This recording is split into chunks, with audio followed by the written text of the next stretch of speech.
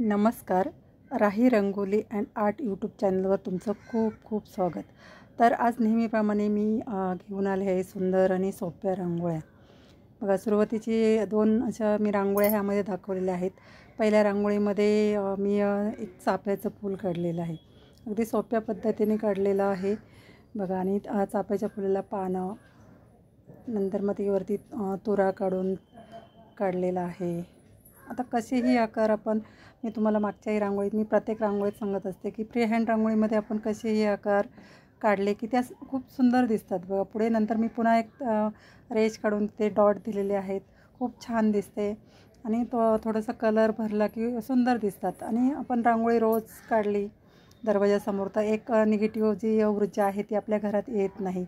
किंवा एखादा व्यक्ती जर समजा वाईट विचार जरी मनात घेऊन आला तरी पण तो बाहेरला आपली रांगोळी बघून त्याचं मन प्रसन्न होतं आणि त्याच्या मनातले ते वाईट विचार निघून जातात. तर त्यासाठी आपण रोज रांगोळी दारामध्ये काढायला हवी. आणि एक प्रसन्न वातावरण सकाळी सकाळी आपण रांगोळी काढली की निर्माण होत असतं. तर बघा, सुंदर अशी रांगोळी काढलेली आहे. पानं काढल्यानंतर मग डार्क लाईट शेड मी दिलेले आहेत पानांना. त्यामुळे कसं एक रांगोळीला मी प्रत्येक रांगोळीत सांगत असते की डार्क आणि लाईट लक्षात ठेवायचं. त्यामुळे काय होतं, रांगोळीला एक उठाव येतो आणि आपली रांगोळी उठून दिसते बघा. त्या बाजूनी पण फुलाच्या त्या बाजूनी सुद्धा मी तुरे काढलेले आहेत. किंवा आपल्याला जसं पाहिजे आपल्या कल्पनेने. आता फ्री हँड रांगोळी जो कलाकार रांगोळी काढतो तो त्याचाच कंट्रोल त्याच्यावरती, त्याचं अगदी मुक्त हस्ताने जसं पाहिजे तसं आपण ते रांगोळी काढू शकतो बघा. किती सुंदर दिसते आणि अगदी पटकन होते. अगदी 10-15 मिनटामध्ये ही रांगोळी काढून होते. तेवढा वेळ तर आपण देऊ शकतो. म्हणजे जे आपण वेळ काढला की निघतो तो बघा. किती सुंदर दिसते आणि अगदी कमी वेळेमध्ये होते. आता दुसरीसुद्धा रांगोळी खूप सुंदर आहे. दुसरी ही रांगोळी मी तुम्हाला दाखवणार बघा. छान दिसते की नाही.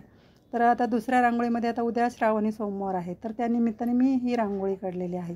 तर जसे की आपल्याला जसे महादेवाला आवडतात बेलपत्र, तर त्याप्रमाणे थोडंसं कल्पना करून घ्यायची की कसं काढायचं आहे म्हणून. आता मी बेलपत्र काढलेले आहेत बघा. आणि त्या बेलपत्रावरती मग जी शंकराचा टिळा आहे किंवा शंकराचे जे नेत्र आहेत, आपण बोलतो ना तिसरा नेत्र अगदी शंकराच्या कपाळावरती असतो, ते तिसरा नेत्र मी काढलेला आहे एका पानामध्ये मधल्या. आणि तो टिळा आहे चंदनाचा तो. नंतर एका पानामध्ये मी त्रिशूल काढलेलं आहे बघा. सुंदर असं त्रिशूल काढलेलं आहे. नंतर मग तिसरं पान आहे त्या पानामध्ये मी ओंकार काढलेला आहे. म्हणजे ओम आपले शंकराच्या हातावरती असतो बघा ओम.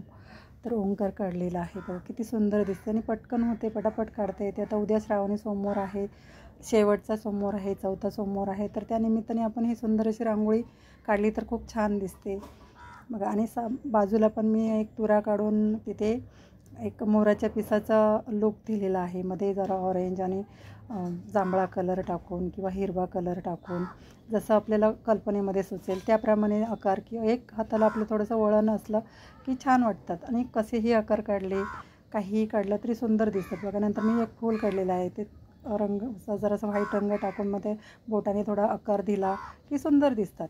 आणि कसेही आपण काढू शकतो आणि खूप छान दिसतात ह्या रांगोळ्या. आता माझं चॅनल तुम्ही बघत असाल, पूर्ण माझा व्हिडिओ तुम्ही बघितला त्याबद्दल मी तुमचे खूप खूप धन्यवाद करते. आणि माझ्या जर रांगोळ्या तुम्हाला आवडत असतील तर नक्की माझ्या रांगोळ्या बघत जा आणि काढत जा. माझ्याबरोबर शिका. मी रोज रोज नवीन नवीन रांगोळ्या दाखवतच असते प्रत्येक भागामध्ये.